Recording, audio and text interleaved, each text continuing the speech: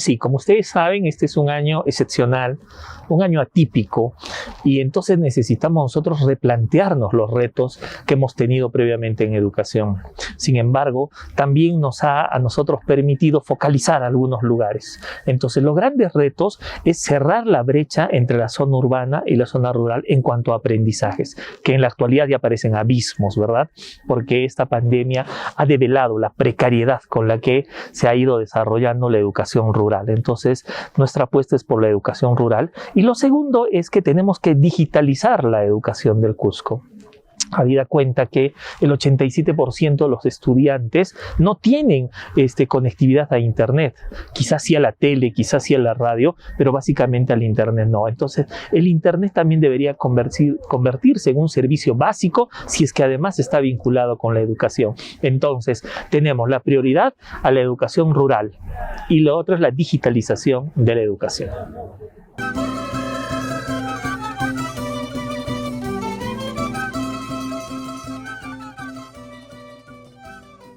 Miren, de primera intención decirles que lo que ahorita estamos viviendo es nuevo para todos.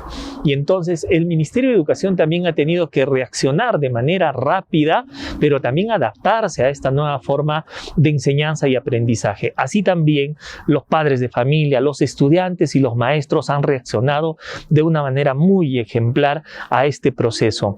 Entonces los maestros básicamente ahora están desarrollando muchísimo más su rol de retroalimentación. Eso nos ayuda a consolidar aprendizajes, pero tengan en cuenta que en este momento esa es una respuesta urgente. Al próximo año no va a ser ya esa la respuesta urgente. Sin embargo, no estamos en un cambio de época, sino en una época de cambios. Y para eso la adaptación es sumamente importante. Los maestros tienen esa capacidad y han visto como una oportunidad de salir adelante en una época de crisis y poder hacer innovaciones.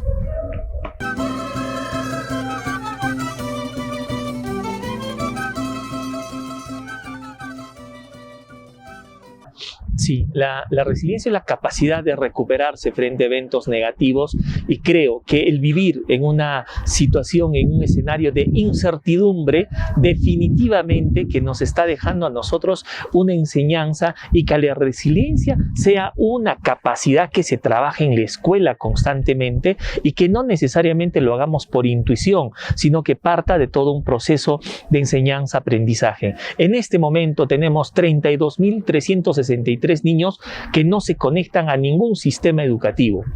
Es como si estarían invisibles. Entonces tiene que ver con que prioricemos la educación rural, tiene que ver con digitalizar la educación, tiene que ver con desarrollar capacidades justamente vinculadas a la resiliencia, tiene que ver con que necesitamos otro tipo de maestro innovador que vaya más allá de lo administrativo, más allá de lo curricular, más allá de lo didáctico, y que trabajemos con algo que es tan importante, que los profesores puedan retroalimentar, o sea, reforzar, o sea, volver a alimentar en el aprendizaje, pero también que tengan que evaluar y que consideren que la evaluación es una oportunidad de aprendizaje y no una sentencia. Esperamos que el Ministerio de Educación emita una norma en los próximos días para decir que deba existir promoción automática, cero repitencia. Entonces, desde mi punto de vista, creo que nosotros debemos caminar hacia otro tipo de educación. La educación que hemos tenido hasta el momento no está respondiendo ni a esta realidad actual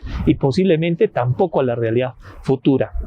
Esto no significa que el ministerio no esté haciendo su trabajo, lo está haciendo, las direcciones regionales también, pero en este momento tenemos nosotros que comenzar a repensar la educación y quizás a refundarla, ¿ya? Porque las normas que se emiten desde Lima, se diseñan desde Lima, se piensan desde Lima, cuando hay capacidad local en las regiones para poder transformar la educación. Entonces, esto nos debería a nosotros más bien llevar a decir que la educación en el Cusco debería declararse en emergencia. Y tenemos una gran lucha, que es la lucha contra el centralismo y la lucha contra la corrupción, porque no parecería que en educación, que es un lugar donde se forma, se enseña, donde hay valores, que entonces no debería haber corrupción, pues hay una corrupción instalada de años, de 80 años. Y entonces, con esa estructura de hace 80 años, no podemos avanzar. Esta dirección regional necesita convertirse en gerencia regional de educación. Necesita rediseñarse organizacionalmente. Si estamos preparados para eso y realmente ser una institución que gestiona, o sea, que hace las cosas, pero no las discursa o no solo se quede en el plano administrativo, entonces podremos nosotros transitar el umbral de la transformación.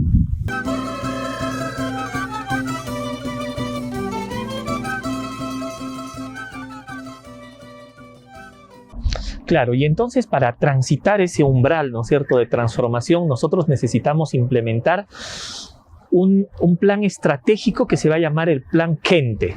360 grados de transformación de la educación. Necesitamos un plan, necesitamos un derrotero, una hoja de ruta. Me he reunido con los sindicatos, me he reunido con docentes. Hemos recogido información de directores de UGEL y de especialistas y además de maestros y, ¿por qué no?, del proyecto educativo nacional al 2030. Y entonces, nosotros, el Plan Gente tiene 3 escenarios: los proyectos urgentes, los proyectos inmediatos y los proyectos mediatos. Entre los proyectos urgentes está atender a estos 32.363 niños. Pero también este año es como si se hubiera borrado la cultura y la historia, porque todo lo que se trabaja ha sido de Lima. Entonces es una especie de colonización, ¿verdad? Entonces nuestra cultura no ha sido trabajada este año. Necesitamos crear un proyecto que se llama Cusco Aprende, que tiene que ver con sabiduría, ¿no es cierto?, ancestral, ver nuestra cultura local, nuestra cultura regional, porque nuestros estudiantes necesitan conocer de nuestra historia. Este año no ha sucedido eso.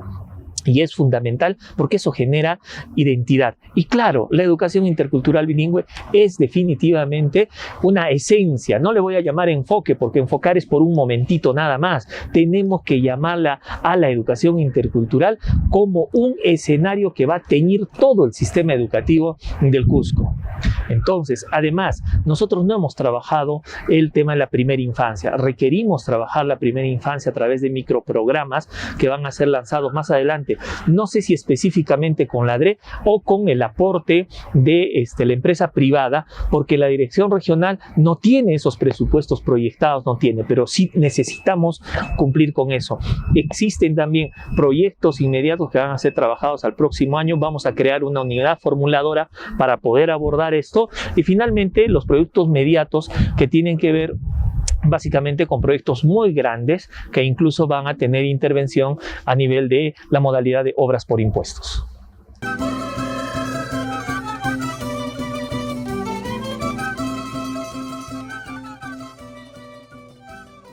Sí, nosotros tenemos un trabajo de adaptación en cuanto a la educación inclusiva, no solo en colegios inclusivos, sino también en colegios de educación básica especial, que están llevando todo un proceso, digamos, de trabajo y un tratamiento individualizado.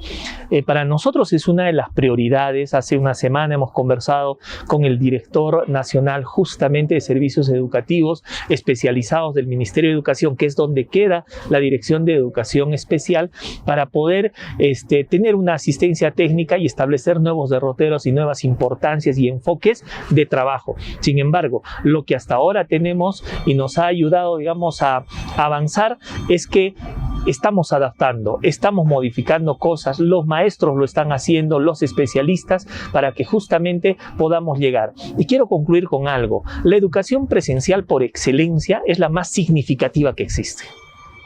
La educación a distancia solo se está utilizando por emergencia. Eso no significa que haya llegado, ¿no es cierto?, para irse. Ha llegado para quedarse. Entonces los modelos semipresenciales son los que van a comenzar a dar cabida en todo nuestro sistema educativo.